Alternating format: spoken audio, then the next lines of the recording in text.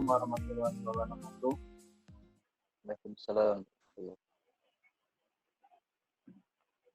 Karena sudah jam 5, mari kita mulai aja ya. Bismillahirrahmanirrahim. Alhamdulillahirabbil alamin wa bihi nasta'in ala umuri dunya waddin. Wassalatu wassalamu ala asyrofil anbiya'i wal mursalin wa ala alihi washabihi ajma'in amma ba'du. Alhamdulillah kita masih diberikan kesehatan dan kesempatan untuk bertemu di kajian yang insyaallah barokah seperti ini ya, kajian perdana, kajian mingguan isi di bulan Ramadan. Insya Allah kajian ini akan kita sambungkan sampai 1 bulan ke depan. Jadi ini adalah kajian pertama dimulai dari biografi Al-Atas, dan teman-teman yang sudah bergabung di dalam grup kajian ini jangan cepat-cepat untuk flash karena nanti akan ada informasi-informasi terkait kajian ISPI selanjutnya. Baik, sebelum itu kita mungkin perkenalan dulu. Saya Diki Dermawan, mahasiswa S1 jurusan Quran Sunnah IAIUM. Insya Allah akan memandu kajian hari ini. Dan untuk pemateri kita hari ini yaitu adalah Mas Khairul Rijal. Beliau asalnya dari Jakarta, lahir 5 September 1985. Beliau SD-nya di 05 Cipondoh ya. Lalu SMP-nya berada di sekolah di SMP 18 Tangerang. Waktu itu namanya masih sekolah lanjut tingkat pertama ya Mas ya.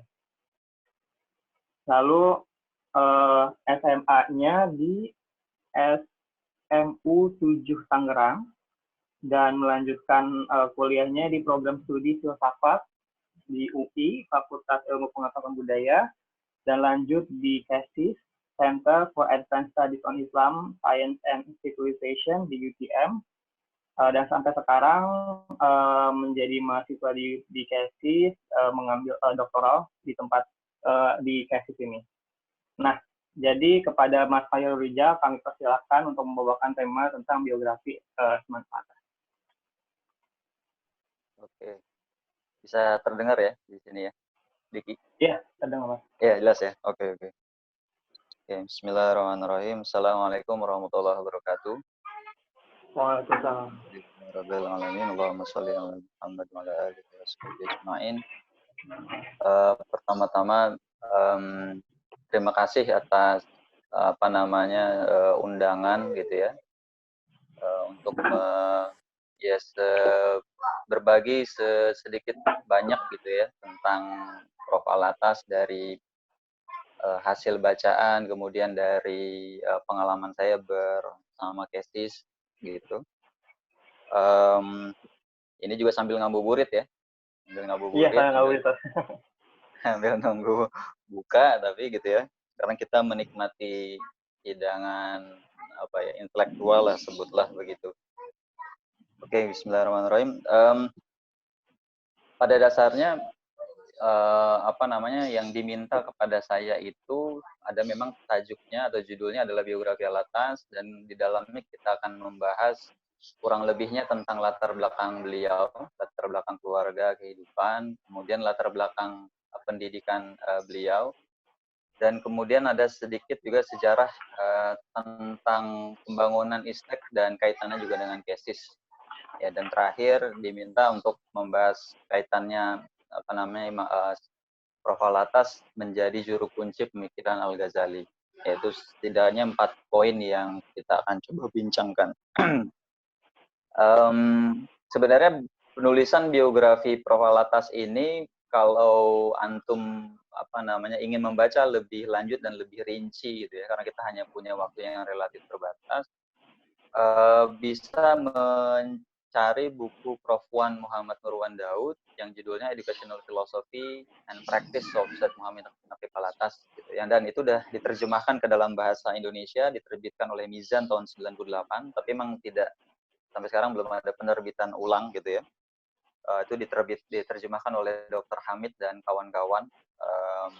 Kemudian kalau mau membaca biografi beliau juga bisa melihat di terjemahan buku Makna Kebahagiaan dan Pengalamannya di dalam Islam yang dilakukan oleh Prof. Zaini. Di bagian pengantarnya itu ada biografi juga profil atas, dan itu mungkin melengkapi dari biografi yang ditulis oleh Prof. Wan Muhammad Nur. Dan paling komprehensif memang biografi ini ditulis oleh Prof. Wan. Ya, bisa dibilang komprehensif karena dia tempat rujukan juga semua orang yang kalau ingin membaca biografi beliau, disitulah yang dikumpulkan dari sumber-sumber yang awalnya mungkin lebih terpisah gitu. Ada dari Directory of semacam Tobacot gitu yang ditulis oleh Sami Hamarneh gitu, masalah lupa saya. Itu dan beberapa rujukan bahasa Arab ya kalau mau merujuk langsung ke sana. Tapi saya kasih gambaran yang ringkas terlebih dahulu sebagaimana memang dirujuk di dalam buku ini. Oh ya, saya lupa. Terakhir kalau mau juga melihat itu bisa di Islamia edisi volume ke-11 nomor 2 Agustus 2017. Ini di dalamnya ada satu tulisan yang dibuat oleh Ismail Al-Alam tentang biografi beliau yang dirujuk lagi kembali memang kepada Prof. Oke ya, riwayat kehidupan beliau, Prof. Al-Atas secara singkat, memang beliau dilahirkan 5 September tahun 1931 di Bogor. Ya, tapi meskipun di Bogor, dia bukan kemudian disebut orang Indonesia. Gitu. Meskipun kalaupun disebut orang Malaysia, tapi juga sebenarnya yang menyatukan dua tempat itu, Bogor dengan tempat beliau, keluarga beliau banyak dia di Johor, itu adalah Melayu. Dan Melayu itu pada dasarnya ada di sana dan ada di sini. Ada di Indonesia dan ada di Malaysia. Gitu. Itu yang kemudian menyatukan. Jadi kadang-kadang ada juga yang, oh ini berarti Prof. Alta seorang Indonesia. Ya, beliau nggak begitu menyebutnya begitu. Yang jelas yang disematkan adalah Melayu, gitu ya, Melayu. Dan dari segi keluarga, kalau antum merujuk ke buku Prof. Wan, itu memang beliau berada di dalam satu jalinan nasab gitu ya, silsilah keluarga yang berasal dari keluarga ulama. Gitu. Ini dari ibunda, dari dari bapaknya misalnya, kakeknya itu adalah Syed Abdullah Musin ya. Al-Atas itu adalah orang yang dikenal dengan nama Habib Keramat di Bogor.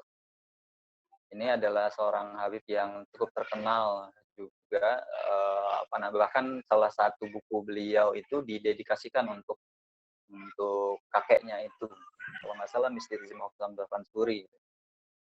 Dan beliau ini memang keluarga Said ya, dari dalam keluarga Ba'lawi dan di Hadramaut dengan silsilah yang sampai kepada Imam Husain, cucu Nabi Muhammad SAW.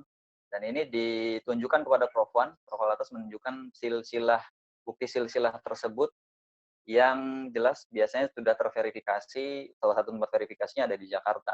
Jadi kalau misalnya ada orang punya silsilah, untuk mengetahui apakah itu silsilahnya betul atau tidak, ada tempat untuk melakukan verifikasi itu, dan salah satunya Jakarta. Dan beliau adalah terverifikasi sampai kepada Imam Husain, cucunya Nabi Muhammad.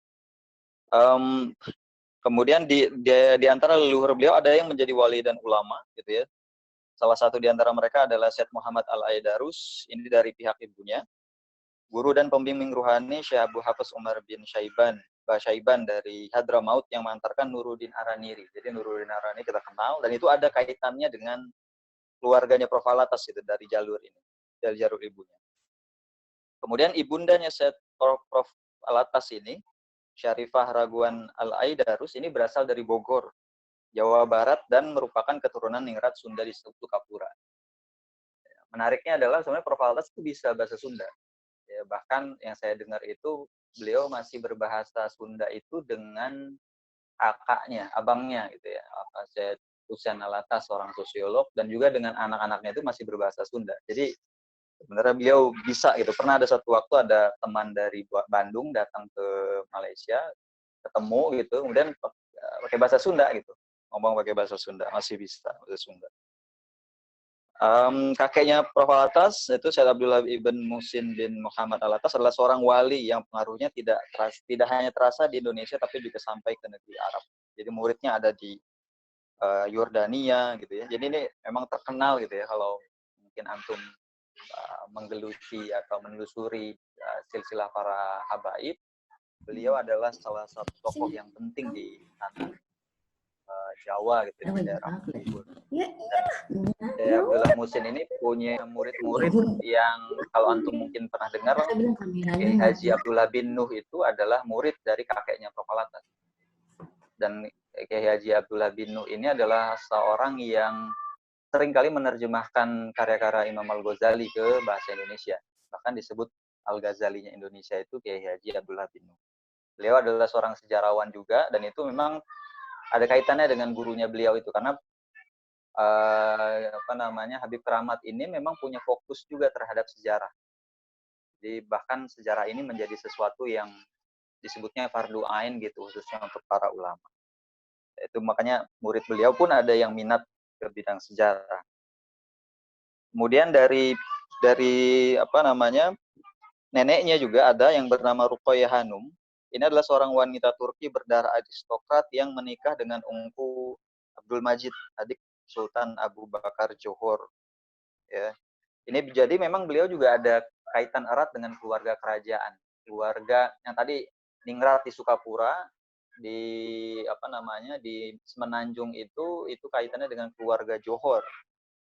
Keluarga kerajaan Johor. Makanya memang beliau punya, kalau kata Prof Wan, dia punya keberanian yang memang karena dia besar di lingkungan kerajaan, maka dia juga punya keberanian yang luar biasa gitu menghadapi raja, menghadapi para pemimpin. Bahkan kalau antum lihat badannya besar. Anaknya saja, Syed Taufik Ali Alatas itu besar sekali, hampir 2 meter kali tingginya.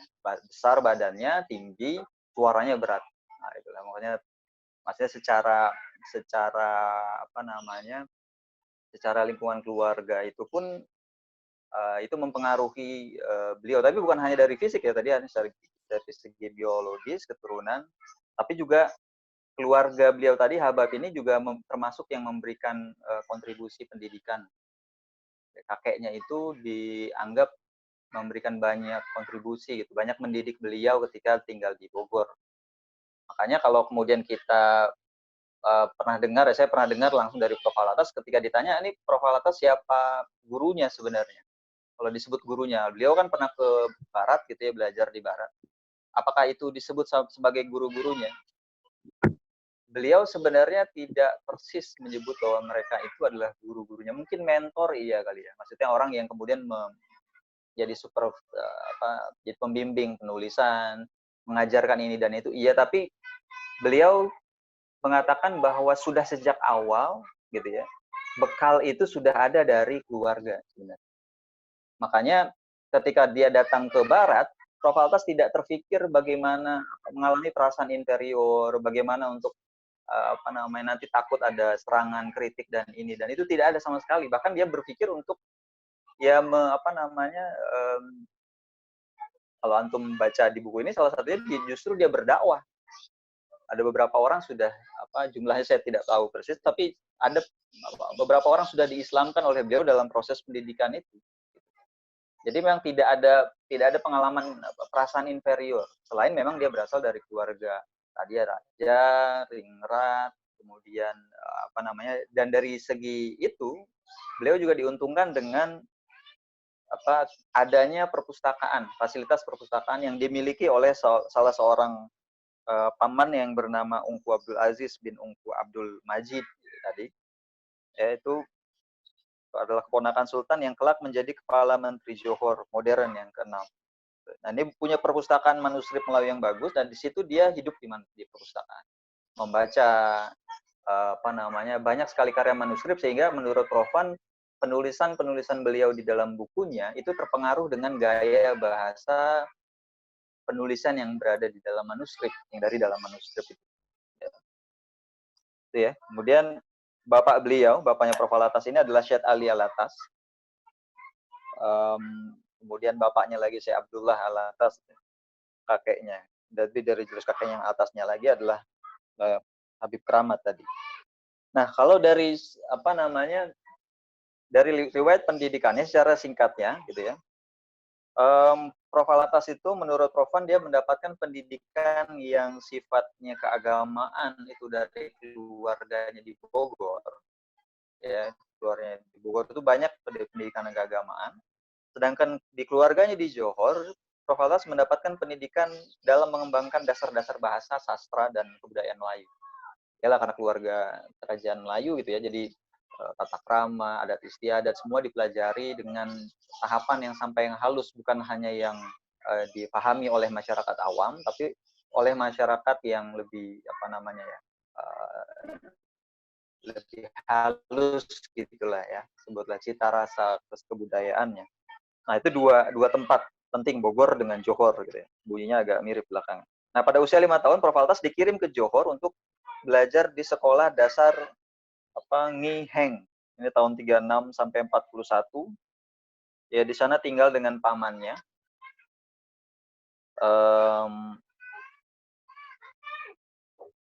Di sini dia juga tinggal dengan yang namanya Dr. Jafar ya. Ini tokoh penting juga, Kepala Menteri Johor modern yang pertama.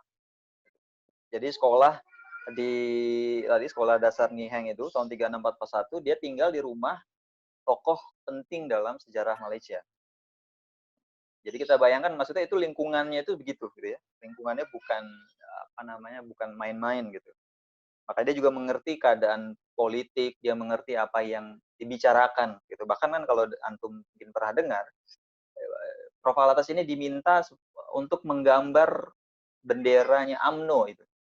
Karena memang pamannya itu sering melihat Profalatas ini suka menggambar. Dan bukan hanya itu, menurut pengakuan Profalatas dari salah satu wawancara itu, dia bilang dia memang sudah membaca buku-buku tentang simbol sejak muda.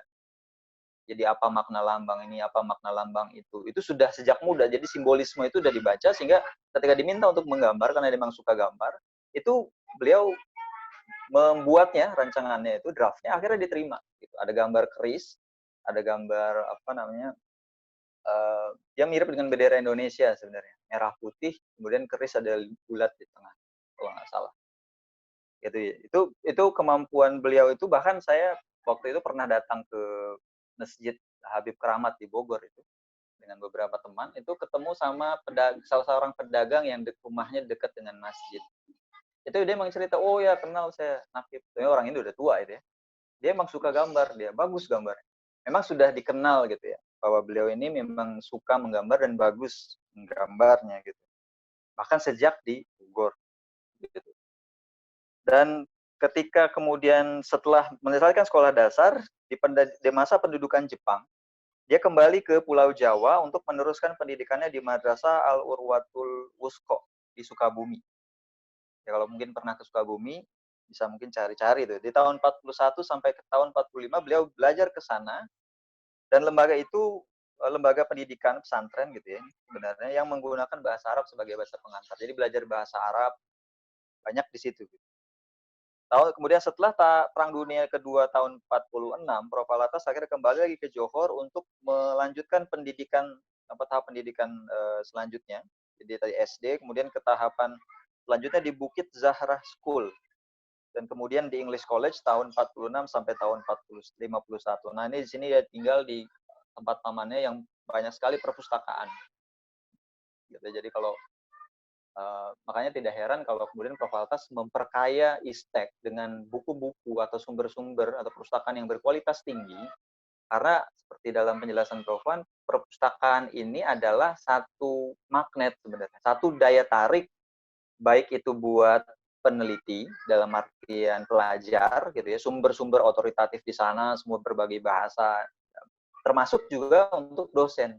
Maksudnya peneliti dalam artian dosen. Jadi peneliti dalam artian pelajar ataupun dosen itu bagi Profalatas dan yang dijelaskan Profan itu menjadi daya tarik, maka itu pertama kali yang dikumpulkan sebelum beroperasi, bahkan sembari beroperasi sebenarnya. Jadi makanya tidak heran kalau karya-karya yang dihasilkan dari ISTEK itu ada beberapa yang mendapatkan anugerah itu, seperti tulisan Prof. Dr. Marcinkowski kalau nggak salah. Itu dia menulis tentang Iran, sumber-sumbernya hanya dari perpustakaan ISTEK aja. Tidak perlu ke mana-mana. Dan itu dapat anugerah dari Iran. Nah, itu menariknya, makanya perpustakaan ISTEK itu begitu berharga gitu ya. Bahkan sekarang kan namanya Perpustakaan Syed Muhammad Naqib Alatas ya, Perpustakaan ISTAK itu diberi nama itu.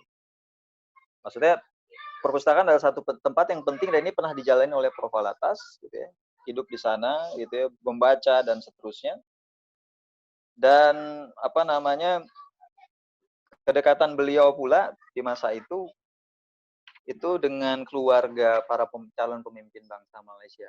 Jadi Dato' On itu kalau di sini disebutkan Kepala Menteri Johor modern ketujuh gitu. Tokoh nasionalis, pendiri sekaligus presiden pertama UMNO. Gitu ya.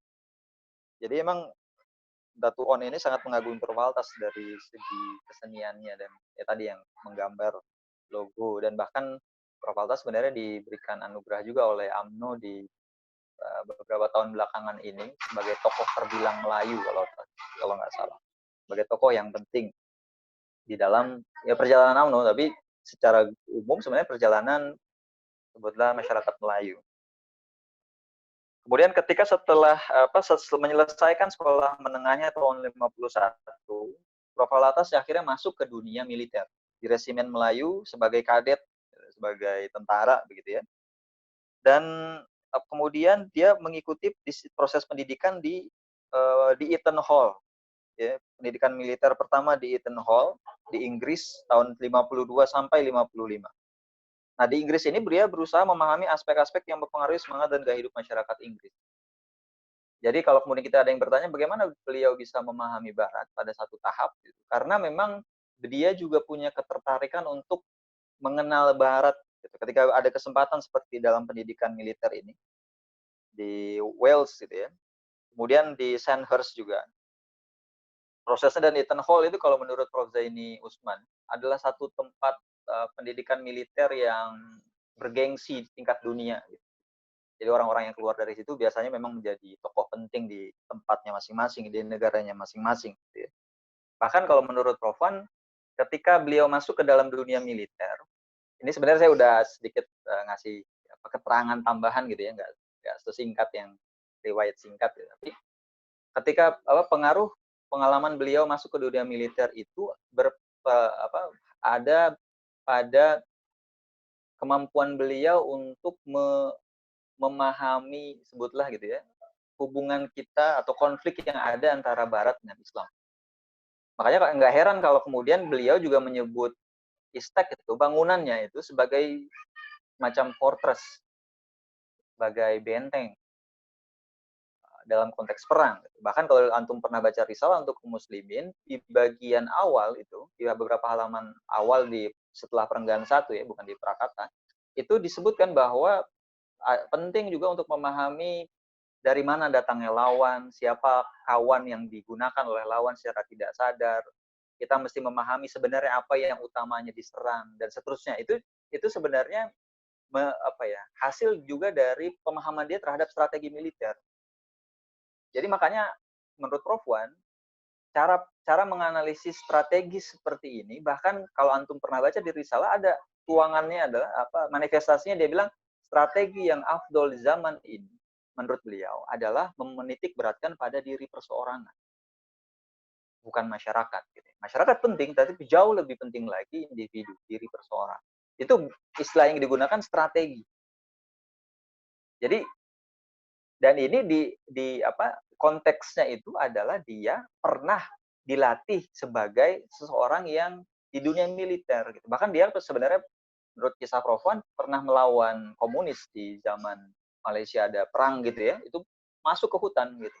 Memang perang gitu. Bahkan akibat dari pelatihan beliau di dunia militer dan kemudian perang tadi ya, tugasnya di militer, maka beliau punya persoalan persoalan pendengaran. Jadi kalau kemudian sekarang antum lihat beliau pakai alat pendengaran itu salah satu sebabnya adalah dulu itu tidak ada earpuff gitu kali ya, untuk meredam suara itu ketika pelatihan menembak. Jadi suara itu lama-lama akhirnya ya kemampuan mendengar beliau jadi terganggu sehingga beliau perlu menggunakan alat pendengaran itu. Jadi memang ya itu satu keadaan yang beliau alami gitu ya. Jadi strategi militer tadi itu dituang dalam bentuk bagaimana caranya kita menghadapi tantangan dan keadaan masalah kita sekarang ini. Nah itu serius sebenarnya. Maksudnya dia mengerti secara luas gitu ya, dimensinya itu atau spektrumnya itu cukup luas untuk membayangkan secara majazi, secara metaforis bagaimana kita menangani dilema misalnya. Ya, pemimpin dengan ilmu, misalnya dengan loss of adab, itu bagaimana caranya memutus rangkaian atau vicious cycle itu, atau bahasa Indonesianya lingkaran setan gitu ya. Lingkaran setannya bagaimana cara mutusnya gitu. Nah, itu juga menarik gitu, karena beberapa solusi ini juga muncul dari pemahaman beliau tentang mana yang lebih nyata, yang mana yang kurang nyata. Oke. Jadi pertanyaan nanti saya jawab setelah gitu ya, supaya lebih enak aja. Jadi ketika kemudian beliau bertugas di dalam dunia militer, beliau juga nih sering berpergian juga gitu ya. Selain mengikuti pendidikan militer, dia pergi juga ke negara-negara Eropa lainnya, termasuk Spanyol dan Afrika Utara, dan di situ beliau punya kesempatan gitu mengamati bagaimana kebudayaan Islam, khususnya dari segi bangunan, dari segi kehidupannya gitu ya. Dan itu tercermin juga dari bagaimana beliau mendesain, merancang ISTEK. Bangunan ISTEK itu hasil dari pengamatan beliau, perjalanan beliau ke berbagai belahan dunia Muslim khususnya. Makanya kemudian ada nuansa-nuansa Alhambra, ada nuansa-nuansa, bahkan ada yang katakan nuansa Melayunya juga ada. Jadi ada percampuran aspek ornamentasi atau aspek arsitektural gitu ya di dalam bangunan ISTEK. Dan di dalam pengalaman beliau, baru ketemu dengan pandangan metafisika tasawuf itu di Sandhurst, di pelatihan militer itu. Ketemu dengan karyanya Abdurrahman Jami, gitu ya, seorang sufi dengan karya yang terkenal, Al-Lawa'ih itu, puisi gitu ya. Makanya pun beliau kemudian ketika dalam perjalanan ya, jadi Prof. Alatas tidak selamanya berada di dunia militer karena lambat laun dia tidak merasa dia berada di tempatnya yang sebenarnya gitu. Dia merasa sebenarnya saya bukan di sini. Tapi meskipun juga banyak hal yang dipelajari, bahkan menurut Prof. Alatas ketika dalam keadaan perang, Prof. Alatas itu hanya membaca, masing-masing membaca, tapi hanya membaca Al-Quran.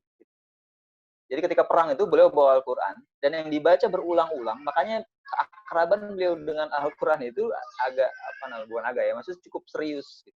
Dialami dalam keadaan-keadaan yang serius, dan semacam jadi tercelup gitulah bahasanya. Jadi ada semacam sibgoh yang beliau rasakan ketika bersentuhan dengan Al-Quran, makanya tidak heran kalau kesini-sininya pun banyak karya-karya beliau memang sebenarnya di derivasi gitu, ditarik dari banyak Al-Quran gitu. Rujukan utamanya jelas tentang bahasa Islam, Islamisasi.